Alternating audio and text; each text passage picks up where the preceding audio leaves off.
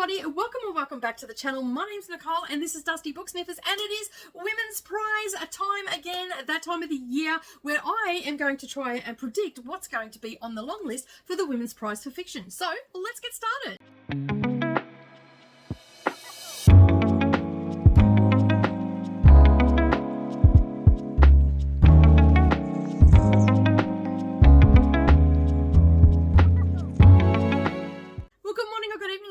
And welcome back to the channel. Thank you for taking some time out of your day and spending it with me while I attempt to predict what is going to be on the Women's Prize for Fiction list. Last year I had a bit of fun and it was a little bit romance heavy, but I had a little bit of fun trying to predict it. I think this is the third year that I've done a prediction. I'm not too sure, I think the third year. But I love doing this video because I get to scour the internet, scour NetGalley and scour other places to try and find and try and predict what the judges are going to put on the long list. So I have a lot of fun doing this. So I have 16 books here that I think are going to be on the list. I have conferred with my good friend Carissa, who is a frequent viewer of my channel and also on my reading sprints and everything, and we have conferred backwards and forwards about different books that we think are going to be on the list. Carissa has been actually quite prominent in helping me narrow this down, and also keeping an eye on things that have changed the dates and become quite obscure, whether they're actually released or not. So yeah, so I have had to come back to this a couple of times. I have actually had this list down for about 5 weeks now, but I've had to come back to it a couple of times and just tweak it a little bit. So I have now got my 16 that I think are going to be on the list. Now, of this 16, I have read 5.5 of them. So yeah, but I will be revisiting them again because I either haven't vlogged them or haven't given my general thoughts about them or anything like that. So I will be definitely, if they do land on the long list, I will definitely be rereading them again. So for those that are new here and don't know what the Women's Prize for Fiction is, this is a UK prize that has been happening for the last 30 years. That's right. This year is its 30th year, and you can see some of the books in the background. Some of these books have been on previous lists and whatnot. That list, that shelf actually goes all the way down. So basically they in the last couple of years we've had 16 books to choose from. I love that there are 16. It just gives us such a great amount of books to dive into. Myself, I basically, what I do for the list is I try to predict what the judges are going to put on, which is what this video is, and then once the list is announced, which is the 4th of March in the UK. I can't give you the exact time because I did not write that down, but it is on the 4th of March. They announce the long list, and then I proceed to read all of the 16 books and I vlog my experience. So if you've been around for a while and you've seen my vlogs, I just sort of come in. They're a little bit in depth. I give you my feelings about them, what I'm hating about them, what I'm loving about them, what, you know, some books I gush over, some other books I want to just DNF and not read them. But the deal I make with you and myself is to make a good content around this. I must read the books whether I'm hating them or not. And if you've been around for a while and you've watched my previous ones, you know that there have been a couple that I've just like I don't want to read these anymore, but I have got to them and I've given you my honest opinion, and some of my friends have actually picked those books up and enjoyed them. So now I do have most of the dates written down for these. Some of them I have not got them down, but I will bring them up because I have got Goodreads in the background here, so I will be looking down to my notes and everything. There are just far too many things to remember for any of these books. Now the books that I'm going to mention, the first 6 of them I've actually read, or I'm halfway through or part the way through. There's actually 7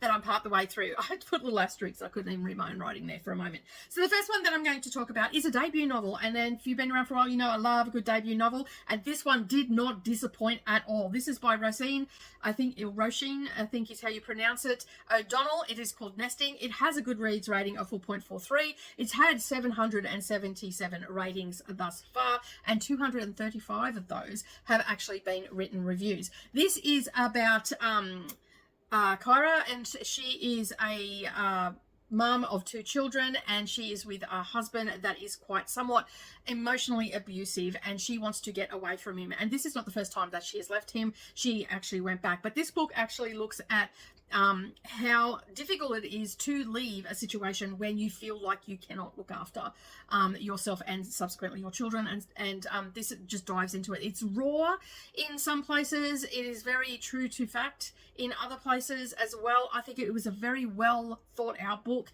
and I absolutely love it, and I gave this a 4-star rating, and I think that this is actually going to appear on the long list, basically because of the topic that it is discussing. You know, it is the difficulties that women find to get away, not just women, but in this case, a woman trying to get away from her emotionally abusive and controlling husband, and the pitfalls that come with that. You know, living in a hotel with children. Are you doing the right thing? And how difficult it is to actually break that cycle and get away from it. And then also you've got a housing crisis on top of this. And then you've got, you know, government departments not doing the best that they can, or just totally ignoring you. And it goes through this, through the book, and I absolutely loved it. And I'm looking forward to reading it again, because there's lots of notes that I should have taken that I didn't take, and I want to take that. So, you know, it is a bit of a raw book. So that is the first one that I think is going to, and I think it's got a good chance of being shortlisted as well. So that one is definitely, I think, going to be on the list. I mean, I have no clue, because this is just a bit of fun, but if I was a judge, it would definitely be on the long list. All right, the next one that I'm going to talk about is The Rivers in the Sky by Elif Shafak, is I think how you pronounce her name. So I always get tripped up on that, and I always feel like I'm swearing. Now, Elif Shafak has actually been on the long list before, and her book appeared on, I think it was a couple of years ago, and it was The Island of Missing Trees. I absolutely adored that book, and then I fell into this one, and I absolutely adore this one as well. I actually listened to this on audiobook, and I'm very keen to get this in the physical and get it on my shelf. In fact, I love all of this author's books, and I just want to have all her books on my shelf, and that is what I'm aspiring to do. As I can afford to get them, I will put them on there. So this one did not disappoint either. This one, we've got several different timelines, and there's a lot of different themes that are actually broached in this one. We've got, you know, of the Yazidis, we've got the genocide that happened with them around ISIS. We also have, you know, the pollution, like basically the damage that humankind does to waterways and stuff like that is also in here as well. And then I was a little bit confused when I was reading it at first, because I wasn't sure how all these people were going to connect, but in true to form, Elif Shafak actually pulled it all together, and it just tied up in a nice little bow, and I loved it. And as I said, we do actually, well, actually there's 4 timelines. We are looking at ancient Mesopotamia, then we're looking in the Victorian era, then we're in 2014, around the ISIS coming in and the Yazidis getting pretty much wiped out.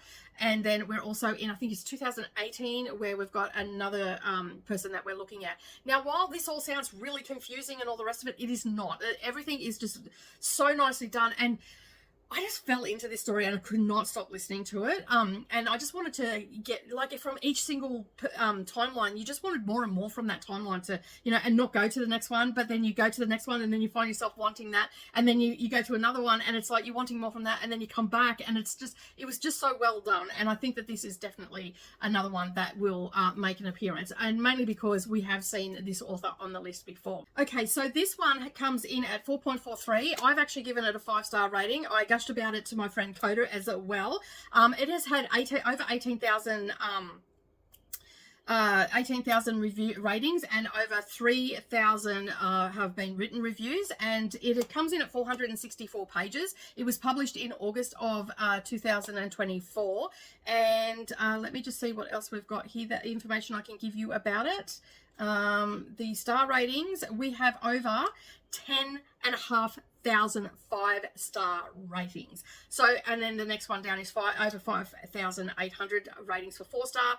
There is only a couple that have come in. There's been less than 1% for 1-star ratings, and there's been 330 2-star ratings, but it is 3 stars and above, and the majority, over 15,000 of them, have been for 4 and 5 stars. So that is a real indication of how good this book is. I absolutely love it. There's so many themes in it around water, and how, you know, people controlling the water and humans polluting it, and also just the memory of water and all this sort of stuff that was in it. It was just absolutely fantastic. I'm not doing it justice, and if this ends up on the long list, you will get a bigger video on this one, I'm sure, a more in-depth look at this book for sure. Okay, so Disappoint Me, this one I read only a couple of weeks ago, and I got this on NetGalley, and Chris has been really influencing me which books to pick up off NetGalley and hopefully get approved for and all that that sort of stuff. So this one I picked up, and I wasn't too sure about this one, but this is actually following, and as I said, I read this a couple of weeks ago.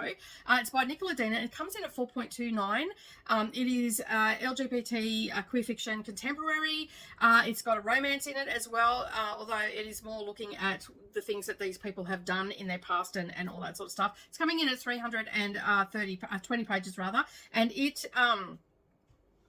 was published in January of this year. I don't have the exact date. So yeah, this was one that I wasn't 100% sure whether it was going to end up on the list or not, because I kept getting conflicting dates with this. There was also another one that I actually took off my list because it doesn't come out till August now, but then other ones say it came out in February. This one came out in January, but if you go to Goodreads, it says it doesn't come out till May. So I don't know whether this is actually going to make it on the list or not, but every time I go to a UK site, it says it came out in January. I got this off the UK NetGalley when I applied for it, and it has also said that it was coming out then as well. So I don't know about this one. So this one's a little bit of a maybe, but I still wanted to put it on my list because, one, I have read it. Two, I loved it. It's following the story of Max and Vincent and their friends that are surrounding them. Max goes to a New Year's party and wakes up in hospital and starts to rethink her life. Now, Max is a trans woman. And so she is rethinking her life, and she wants just a normal everyday relationship, and that's what she's going to strive for. And then we have Vincent, who is that cares for Max and wants to get to know her more and wants to be in a relationship and all that sort of stuff, but he has a secret from his gap year from 10 years earlier. So we have a couple of timelines in this. We get a couple of flashbacks to Max's past life before Vincent, and just her struggle with her self-esteem and all of that sort of stuff. And then we also have flashbacks to 10 years ago on the Vincent timeline because of something that happened, and I'm just going to leave it at that. So this one actually comes in, as I said, 4.29 a rating. It's got 320 pages. There's been 163 written reviews, and 381 people have reviewed this, and most of these have been ARC reviews. So and if you're not sure who Nicola Dina is, as I was not, they wrote, I think it's called Bellies. Let me just have a look at this. Yes, it's called Bellies. So that apparently got rave reviews. I have not read that. I now want to read it because after reading this one, I thoroughly enjoyed this story. It kept me fully engrossed, and I gave this a 4.25 star rating. And so it'll be interesting to see if I come to that on the reread, if this does end up on the long list. Okay, so the next one that I'm going to talk about is This Immaculate Body by Emma Van Straten. Now, this one's coming out this month. I think it came out on the 13th or 14th of this month, so which is February. So this is coming in at 3.71. It hasn't got a very high rating, but it's still got a decent one. It is had 231 people rate it, and 115 people have actually reviewed it. This is following the story of Alice, who is a cleaner at, and she is obsessing over the person's place that she is cleaning, and she has never met him, and basically she is very much in love with this guy at the moment. Now, I'm only the part of the way through this. I think I'm about 33% of the way through. It comes in at 256 pages, and it was published, on the 6th of February. And this is set in England. Set in England. And and so basically she's cleaning this house, but she is building up this relationship in her head. That's where I'm at the moment. So that's all I can attest to what it's about. And she's been cleaning Tom's unit or flat for the last 12 months. And so basically she's just building this up. It's a story of obsession, really, is what I'm getting the vibe from. So I think that this is really going to be on the list because, one, we've had a few of these stories before where it's been obsession and obsession driven, and we get that narrative of how it's playing out and all that sort of stuff. So I'm really keen to see if this ends up on there, because it's it's so weird at the moment. Like I'm thinking to myself, wow, is what I'm thinking, because this woman is so obsessed with Tom, and she's like, and now I find where I'm at in the story right now, she's sort of going places where he goes. So yeah, I'm really keen to see how it plays out. And I got this one off NetGalley as well, so and I'm running behind with my NetGalley, but still I have it there, and I'm slowly making my way through it, and I'm hoping to have this finished by the time the list is announced. Okay, so the next one that I'm going to share with you, I read this last year. This is called The Vixen Amber Halloway. This comes in at 3.60 ratings. It's had 89 reviews. Only 134 people have reviewed this. And basically this is a mystery thriller contemporary novel, and basically it comes in at 208 pages, and it just meets the criteria for the list, and it was published in June of last year. Now this one, it starts out with it's like a jailhouse confession to a therapist, and it's following the story of Ophelia, who is a professor of Dante, and is stricken when she discovers that her husband Andy has been cheating on her with a Winston colleague. What follows is Ophelia becoming obsessed with them, and basically it basically follows her descent into obsession and wanting to seek revenge and all that sort of stuff. So basically she follows them. She basically stalks them. This is a stalker thing, and she basically stalks them, like so much so that she's actually living in squalor underneath a house and watching them. And basically it just goes through from that, and it all stems from what triggers this spiral is the fact that she was abandoned by her mother when she was younger, and the trauma around that, and she feels like she's been abandoned by her husband, and basically she just spirals out of control. I laugh because the lengths that she went to was almost comical in an aspect, if it wasn't so disturbing. So I don't know what that says about me, but like thinking back while I was reading this book, I'm like, this woman is insane. Like, she is just going to so many lengths to follow them, and like even it's like, it actually says here a dark comedy. It's not really a comedy, but at the same time you sort of have a bit of a chuckle because you think, oh my god, this woman is cracked.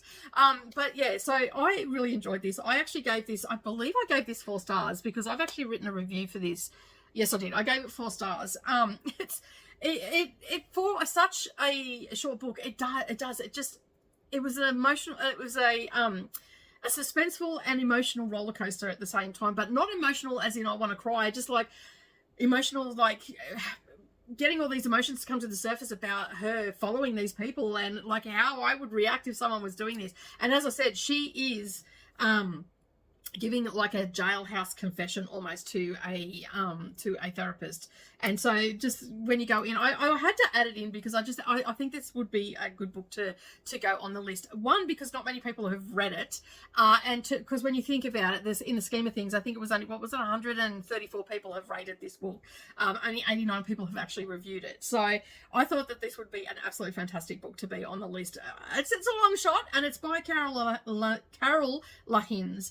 So yeah, and I got this one also off the NetGalley UK site as well. All right, let's move on to the next one. Okay, so the next one I'm going to talk about is The Shanghailanders by Julie Min. Now, I read this last year, the end of last year. This one is coming in at 3.48. It's had 1,995 ratings. 465 people have done a written review. It comes in at 250 pages. I read this from NetGalley, and it was published back in May of last year. So very early in the season because the criteria is from the 31st of March, for the 1st of April 2024 to the 31st of March 2025 is the timeline that we need. So this one falls into the early part of the rating, like for the criteria. So this one I read, and I didn't rate this one very high. I only gave this a 2.75 rating, and there's a lot of reasons for this. This is a reverse timeline. So what I mean by that is we start in, I think it's 2040, and then we work our way back to 2014, I want to say. I could be wrong on that. Correct me if I'm wrong, but I think it was back to 2014. And we're just following this story of this family, and we just go back in time. And each timeline that we land in is about a character from the book, from the family. And so I felt a little bit lost and disjointed with this one. I still think that this is a very interesting one. It's a very, I don't believe I've read a book that has been a reverse timeline that starts in the future and then works it back to the past. And I was a little bit lost and felt a little bit disjointed. And that's why I've only rated it at 2.75. But I still think that this book has the potential to be something that is well loved by a lot of people. That I'm just not one of them. And if you've been around for any length of time, you know that there are some books that land on the long list that I just do not love. Now, I will reread it again because I do believe that maybe it just wasn't the right time for the book to be read by me. And I read this during NetGalley November, and so I was reading a lot of books very quickly, and I think maybe I might have missed a few of the nuances in this. So I'm pretty keen to reread this again and see if my review still stands, and if it doesn't, then I will go back and I will change my review. I will do some edits on that and all the rest of it. But right now, as it stands, it's at a 2.75. But I did want to include it on the list because, one, for me, it seems like a very original piece. I liked the fact that it was a reverse timeline, and that's what attracted me to it in the first place. So I think that, as I said, I think for me at the time when I read this, it was the wrong time for me to read it, and sometimes that happens with books. But I wanted to include it here. So that's where I'm going to just leave that one. I'm not really going to give you any more information on that because you can go and look these books up anyway. But just know it's a reverse timeline. We're following the lives of the Yang family, parent by parent, daughter by daughter, and through the eyes of people in their orbit is what this book is about. So yeah, and I think for me, as I said, it was just the wrong time to read it, and that's why I've given it a low rating, because at the time that's how I felt. So I will go back and edit that. I will leave the original one and then I will change it if I need to. So yeah. All right, the next one that we're going to move on, now we're moving into the territory of books that I have not read. This one is A House for Miss Pauline by Diane Macaulay. This one came onto my radar on NetGalley again over on the UK site, and that's predominantly where I get my books from, especially my new releases and everything like that. So this one came onto my radar because to be honest, I don't really know what drew me to wanting to put this onto the list, but when I seen it and then I read the synopsis, I thought, you know what, I'm going to put this on the list. This actually replaced a book which I'm not going to mention because there's no point. Excuse me. That replaced a book because the publication date was all over the place. And so basically I've taken this one off and put this one on. Originally I picked this because I thought, you know, this gives me the vibe of Maiden in a way, and that was on the list last year for the long list, and it was like historical fiction and all that sort of stuff, and this one sort of gave me the same vibe. So this is starring I'll just read the blurb that we've got on Goodreads here. It is A House Before Miss Pauline by Diane Macaulay. It's coming in at 4 stars. Now, that's not going to really mean too much right now because there are only 8 ratings. This has not been published yet. This comes out, and it's the next book that I want to read off my NetGalley list. It comes out on the 25th of February. But, as I said, it was giving me sort of like the same vibe as Maiden. So this is starring an unforgettable, fierce 99-year-old Jamaican heroine. A House for Miss Pauline is a transporting and tender story with a mystery at the heart and asks profound and urgent questions about who owns the land on which our identities are forged.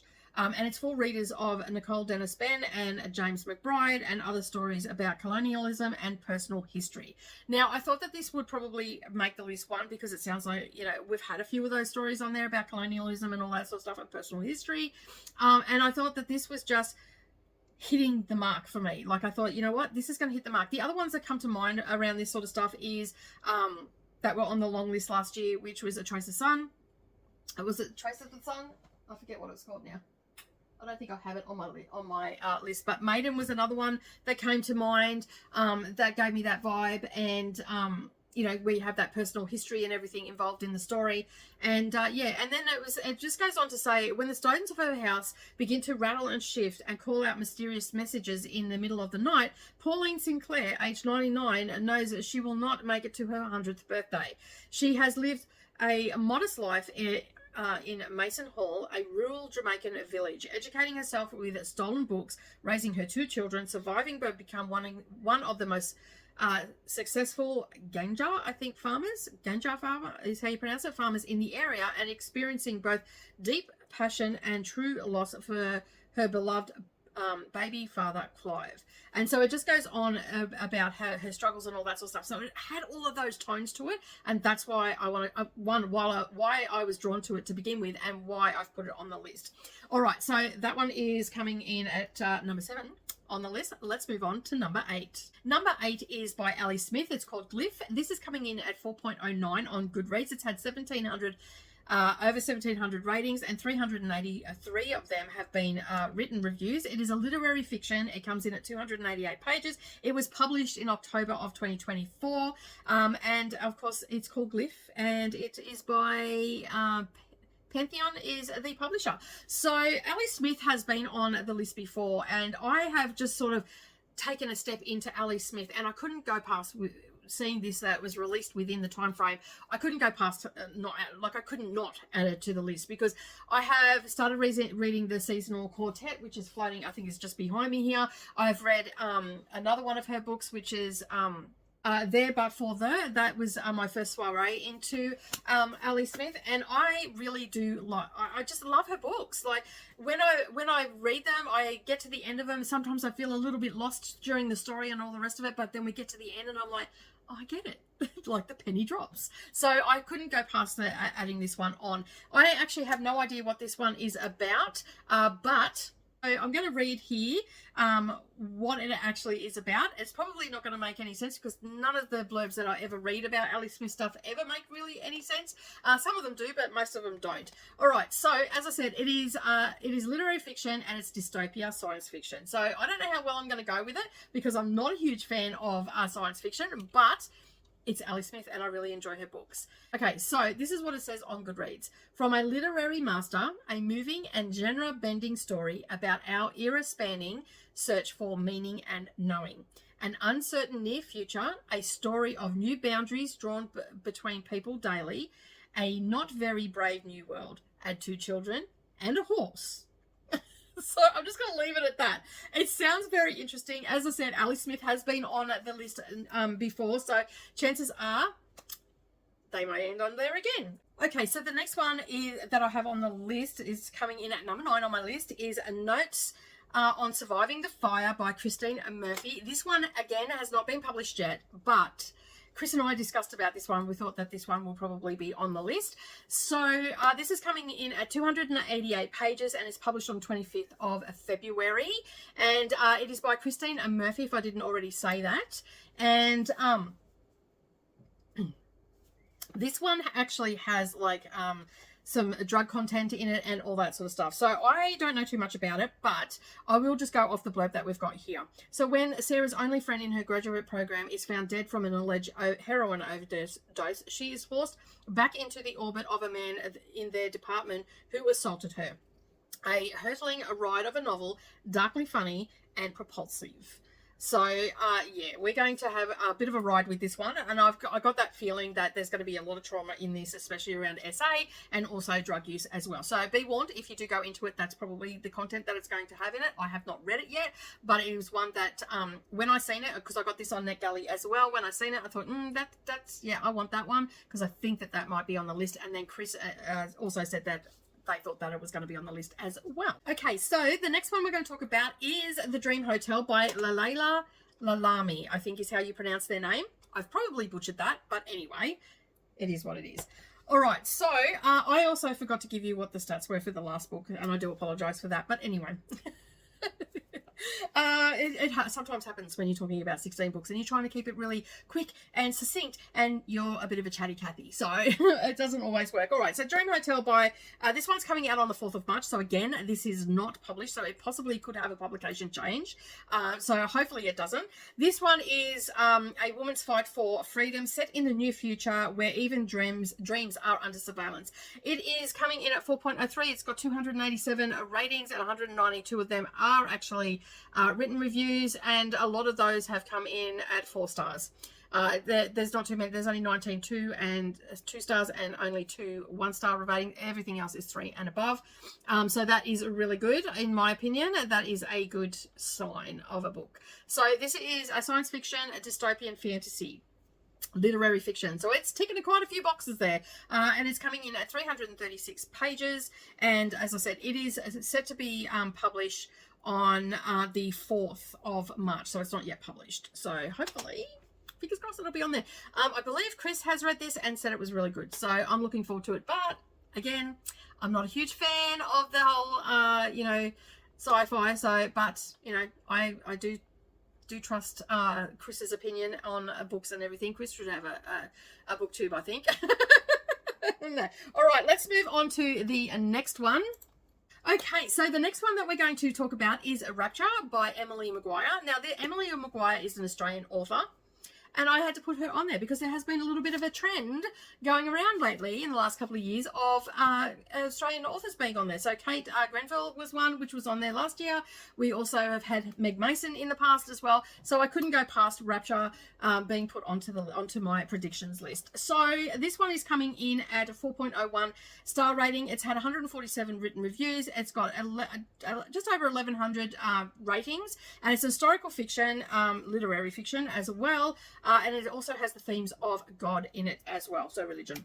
Okay, so let's find out what it's about, shall we? Okay, because I haven't read this one, but it's fallen into the timeline and it very much intrigued me. So this is a historical fiction, literary fiction, and also religion is the theme of the book. So we have a motherless child to an English priest living in the 19th century Mainz. Ange is a wild but brilliant girl, and she has a deep love of God. And at 18, to avoid a future as a wife or a nun, she decides to run away and dress up as a monk and hide out in the revered, I think it's called Fulda Monastery is how you pronounce it. So this intrigued me greatly. I'm like, I'm there for it. Either way, I want to read this book, whether it's on the list or not. So this is also sort of like a wish list as well. And because I've got a lot of these books from NetGalley, they're books that I've actively sought out as well. So that one is on the list. That's coming in at number 11. Okay, so the next one we're going to talk about is Antidote by Karen Russell. This is coming in at 4.29. This has had 60 reviews done on Goodreads. It's not expected to come out, and it's right at the end of the top criteria as well, which is the 11th of March. It's had 109 ratings all up. This is a Pulitzer finalist as well, MacArthur Fellowship recipient, and a best-selling author of Swamp Plantaria, I think it is. So I'm not too sure. I can't pronounce that. I'm not even going to try it. So yeah. This is as I said, is expected to be published on the 11th of March. It's coming in at 432 pages. This is a gripping Dust Bowl epic about 5 characters whose fates become entangled after a storm ravages their small Nebraskan town. I'm just going to leave it at that because I've just sort of scanned over and it looks like it's actually going to spoil a few things. So this is a literary fiction, and also has a little bit of magical realism in it, which is a little bit how you're going for a Women's Prize for Fiction, but you just never know, right? So I'm like, that's okay. We'll have it on there. So I'm thinking that it's going to be on there. And I think if memory serves me correctly, Chris has actually read this one. I have not, and Chris said it was really good and thought that it would possibly be on the long list. So as I said, I trust Chris's judgment and I'm putting it on there.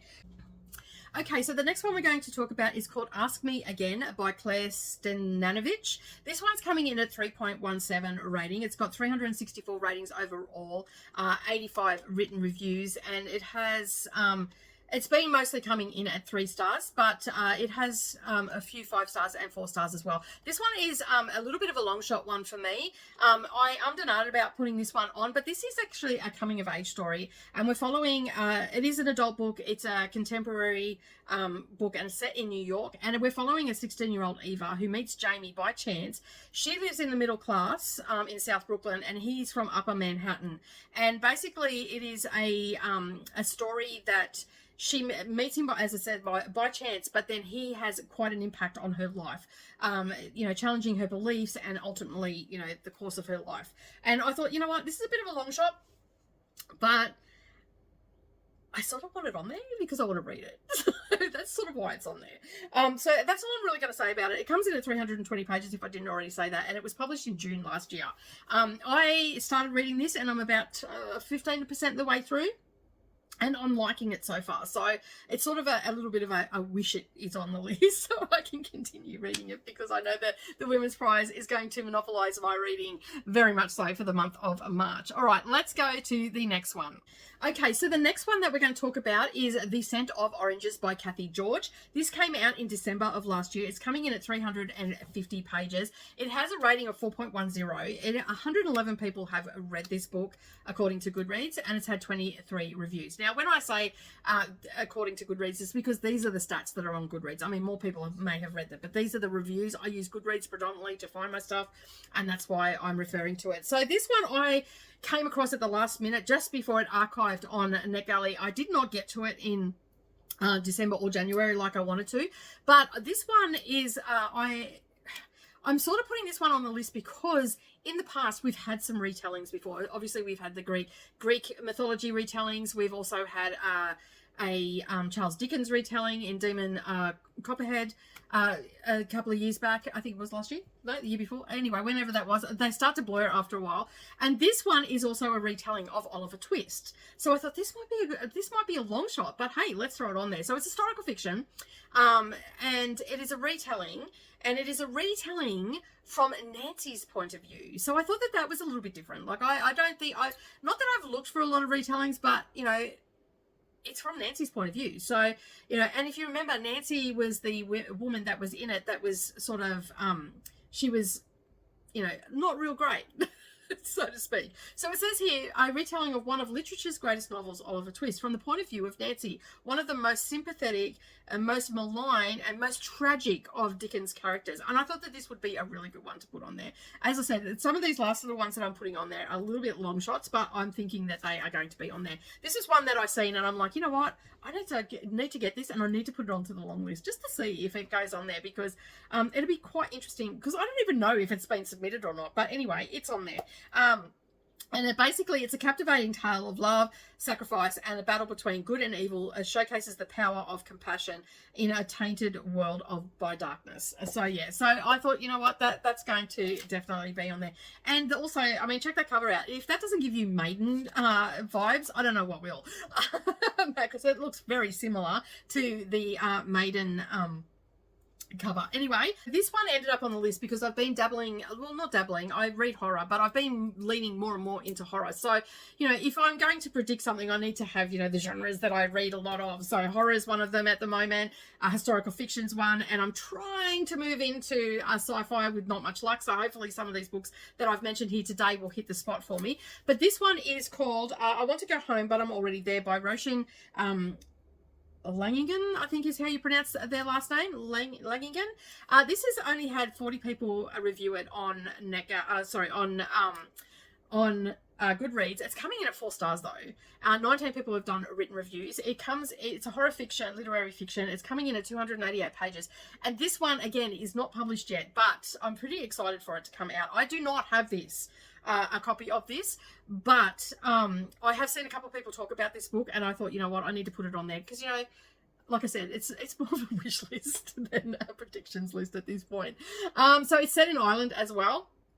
So yeah, and it's put out by Penguin. So there's a good chance that it may end up being on there, because when I did do the research for these, a lot of these publishers, which I've forgotten to mention in this video, a lot of these publishers have put stuff onto the Women's Prize for Fiction before. So I'm pretty confident that Penguin has put some books on it, and I'm hoping that this one is on there. So I don't know what this one is about. I've heard a few people talk about it. I've sort of listened, but at the same time I didn't want to listen, because when I heard who was talking, I can't even think now who was talking about it, but when I heard them talk about it, I'm like, ooh, that sounds really good. I want to read that. So I thought I'd add it to the list. So the blurb is, renting is a nightmare. I think it's Aine is how you pronounce the name. It's A-I-N-E, so Aine. Should be feeling happy with her life. She's just moved in with Elliot. Their new flat is in an affluent neighbourhood surrounded by bakeries, yoga studios, organic vegetable shops. They even have a garden. And yet, from the moment they move in, Aine can't shake a sense that there is something not quite right about the place. So yeah.